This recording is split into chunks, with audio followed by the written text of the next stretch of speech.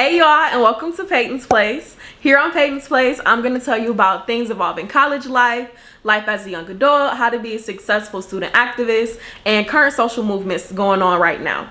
On this episode, I have my best friend Maya with me. She's an alumna of Texas Southern University, but I'm going to allow her to introduce herself. Hey y'all. As Peyton said, my name is Germyah Heart. I am a native of the Milwaukee, Wisconsin, the north side to be exact.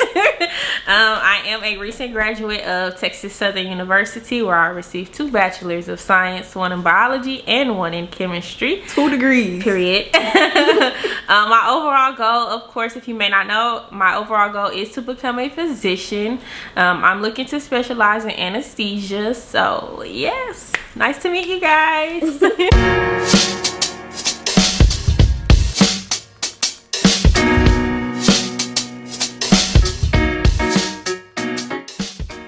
All right, so let's get right into the questions. So we're going to be talking about how to be successful in college because, as y'all heard, Maya got 2 degrees. She's in medical school, like very smart. So we need that advice from her.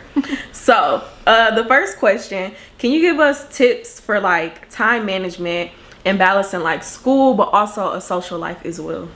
Okay, so the key to time management is having a planner. So I have a planner, I have a calendar, like a whiteboard on my wall in my office, and I also use my phone since I'm always on my phone a lot. So I have 3 ways to keep everything organized. I never overbook myself.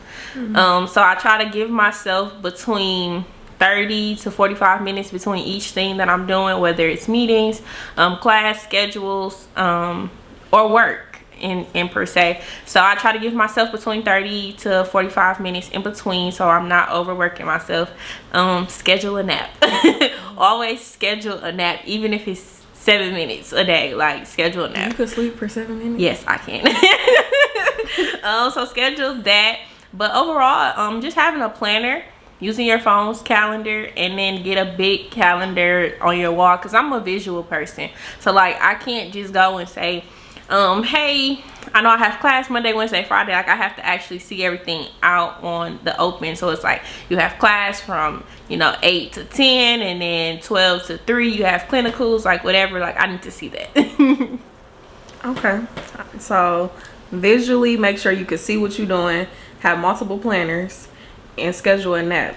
Schedule a nap, even if it's 7 minutes. I don't know who could it take me at least like 20 minutes to like lay down and like actually like 7 minutes. Set the timer. All right, y'all heard it here. Do you have any tips for studying? It depends exactly the subject.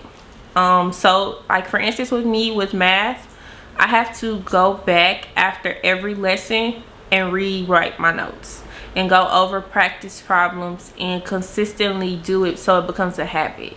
That's the key to being good at math.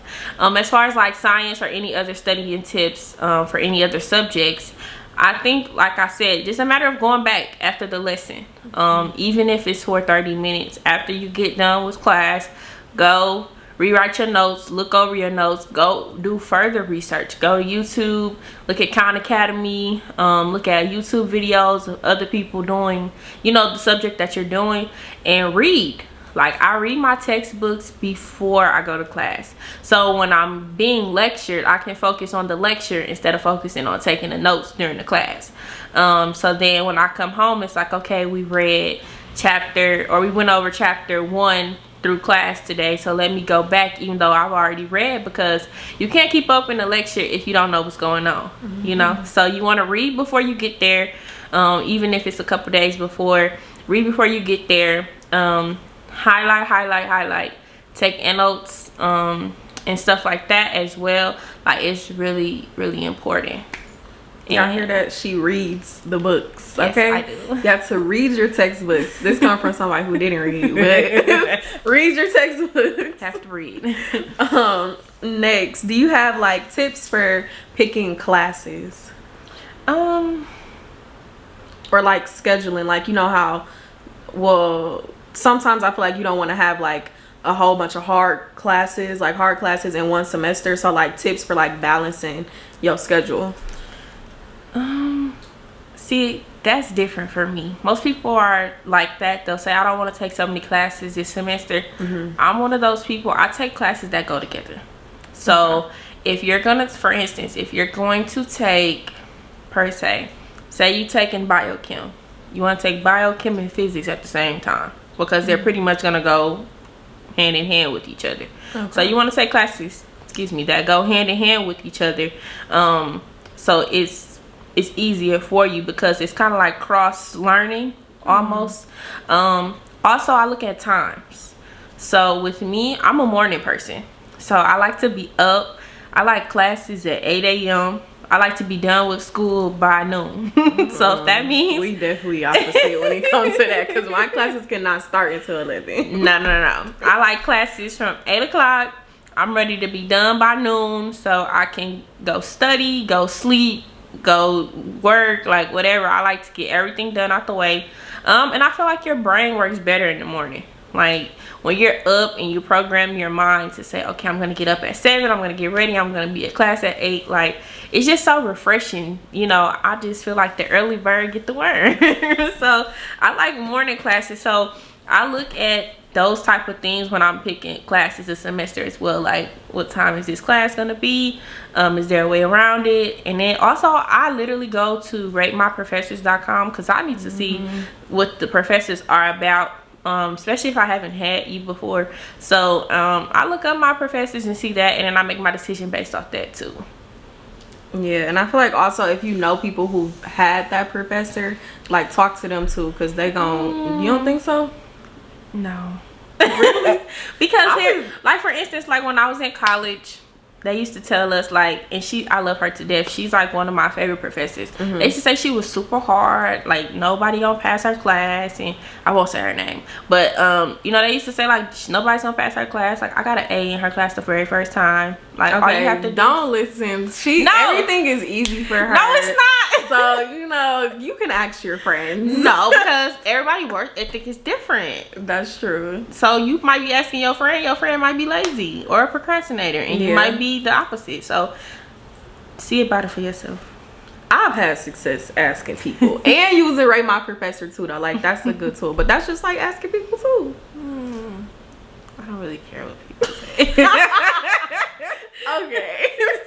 So last question, do you have tips specifically for people who are like pre-med or want to go into the medical school? Yes. Okay. The biggest stigma that I feel like is going on right now, people have not accepted where they are in life. So when you graduate, it's like when you're pursuing, whether it's pharmacy, medicine, dentistry, whichever field, even the PhD route, a lot of people have not come to terms with where they are in life. And it's like we have to take standardized tests to get in. We have to do a certain amount of community service. We have to do a certain amount of shadowing or rotation hours just to get to that point. And a lot of people are not traditional students where their free time is spent working to make sure that they can survive in the real world, or survive, pay their tuition, make sure they're okay. You know, everybody doesn't have, you know, 2 parents or even 1 parent that may have went to school or college, or that can help them send money for them for groceries, you know, just miscellaneous things. But a lot of people have not come to terms with where they are, and they get on social media and they see that, oh, she's doing this, she's doing that, let me go copy and do this, and what works for me might not work for you. So you have to come to terms with where you are. If you graduated with a 3.3, own your 3.3, because believe it or not, most of these schools that you're applying to, someone is in the same shoes as you. But what you have to understand is your work ethic, the people you know, network, very important, and how you sell yourself. So when you're having interviews for professional schools, down to your hair, the way you dress, what you have on, even the questions that you ask. Never go on an interview and let the interview just conclude without asking at least 1 or 2 questions, because you want to make sure you do your research before you go. And then also, it's like, look at the schools you're really applying to. Look at their mission statements. Look at their graduation rate. Look at what they have to offer. Look at the professors and the faculty and the staff that they have, and look them up and see what you like about them, because a lot of schools have this persona about them because of their name. It's like, I want to go here because it's a big school, everybody goes here, or, you know, this, that, and the third. When in reality, you have to find a school that fits you. And that comes with knowing who you are. So you have to just come to terms with where you are and stop capping on Instagram. And that's the best. Yeah, because I mean, like, people be saying like the MD loading, and the MD don't be loading. Yikes. So I mean, hey, do what you have to do. Come to terms with yourself, and it will make the process less stressful. The process is very stressful, but you have to do work, and you have to really want this. Being a doctor is bigger than the white coat. Like, I don't even wear my white coat. Like, got it though. I got it, but I don't even wear it because it's like, you know, that I'm bigger than that, you know. And it's just, once you get it, it's a great feeling, but just keep going. But also come to terms with yourself. If you know that you're not ready to take the MCAT, if you know you're not ready to take the DAT or the PCAT, I think that's what it is for pharmacy school, study more. Like, they're not gonna stop printing doctorates. That's the best thing I can say to y'all. Like, they're never gonna stop printing them. So take your time, because a lot of these schools only want to see y'all take the standardized test once. No one wants to see you take it twice. So when you take a test twice, even though your second score may be higher, there's somebody else who took it once and aced it. So just understand it's a competitive field, but also understand like where you are in life and do what works best for you. So that's my spiel. All right, that was good advice. I'm not even a doctor, and I was like, you know, I feel like I could use some of that. I mean, you could have been a doctor. Let's not go there. Know yourself, okay? I knew it was not for me. But yeah, that's it. Unless you want to add anything else. No, make sure y'all follow me on Instagram. Follow my journey. I'll drop my Instagram name below. I will. If y'all need a mentor, hit me up. I'll love to help you guys out. Yes, and then also make sure y'all continue to subscribe. Turn on your post notifications, like, comment, share. Y'all know the deal. We almost at 200, so continue to support, and I'll be here next Wednesday at 11 a.m.